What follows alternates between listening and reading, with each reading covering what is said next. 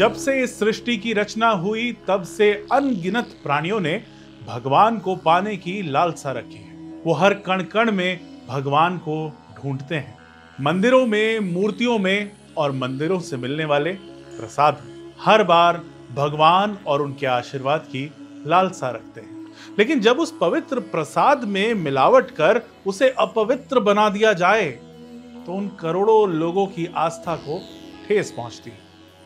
पिछले दिनों ऐसा ही कुछ तिरुपति बालाजी मंदिर में हुआ। जिस घी में तिरुपति बालाजी मंदिर के प्रसाद के तौर पर लड्डू बनाए जा रहे थे, उसमें जानवरों की चर्बी और मछली के तेल का इस्तेमाल हो रहा था।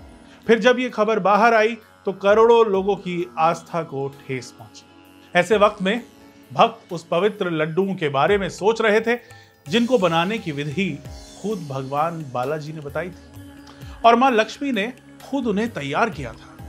तिरुपति के ये लड्डू दुनिया भर में जितने प्रसिद्ध हैं, इनका इतिहास भी उतना ही रोचक है।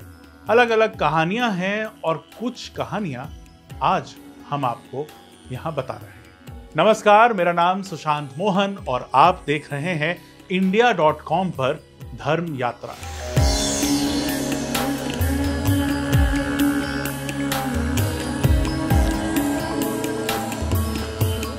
आज हम आपको विश्व प्रसिद्ध तिरुपति के लड्डुओं की कहानी बता रहे हैं। आंध्र प्रदेश में तिरुमल पहाड़ी पर भगवान वेंकटेश, जिन्हें हम तिरुपति बालाजी भी कहते हैं, उनका मंदिर है। इस मंदिर में हजारों वर्षों से प्रसाद के तौर पर लड्डू देने की परंपरा चली आ रही है। कहा जाता है कि तिरुपति में प्रसाद के तौर पर लड्डू बांटने की शुरुआत 18वीं शताब्दी में हुई थी। उस वक्त जब रोज पूजा होती थी तो प्रसाद के तौर पर भक्तों को लड्डू मिलते थे। ये प्रसाद दुनिया भर में इतना प्रसिद्ध हुआ कि साल 2009 में इसे जीआई टैग भी मिल गया। ये सब लड्डुओं की गुणवत्ता उसकी खास पहचान के कारण हुआ। हालांकि इसके पीछे मान्यताओं में भी कई कहानियां हैं।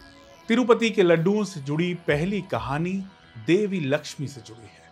कथाओं में बताया जाता है कि एक बार जब तिरुमला की पहाड़ियों पर भगवान वेंकटेश्वर की मूर्ति स्थापित की जा रही थी, तब वहां पुजारी इस चिंता में थे कि भगवान को ऐसा कौन सा प्रसाद चढ़ाएं कि वह प्रसन्न हो जाए।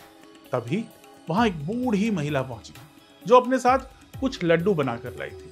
उन्होंने पुजारी जी से कहा कि आप इन लड्डुओं के भोग के तौर पर चढ़ा दीजिए, भगवान प्रसन्न हो जाएंगे।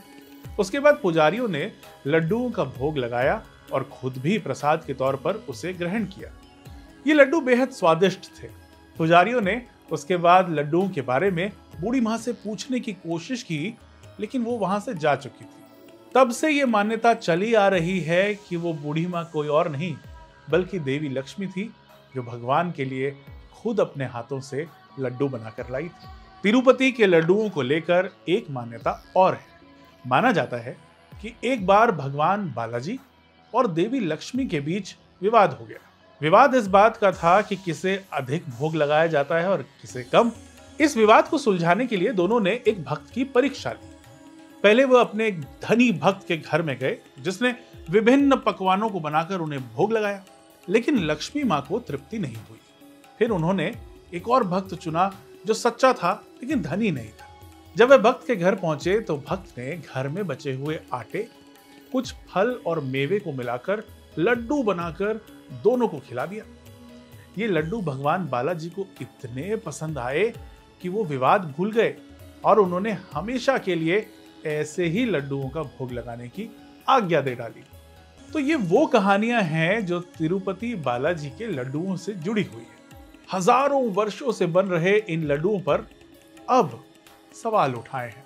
भक्तों की आस्था, उनके विश्वास को तोड़ने की कोशिश हुई, जो धर्म और आस्था दोनों के लिए खतरनाक है। तिरुपति बालाजी में पिछले दिनों जो हुआ, उसे आप आस्था के लिए कितना बड़ा खतरा मानते हैं, ये हमें जरूर बताइएगा।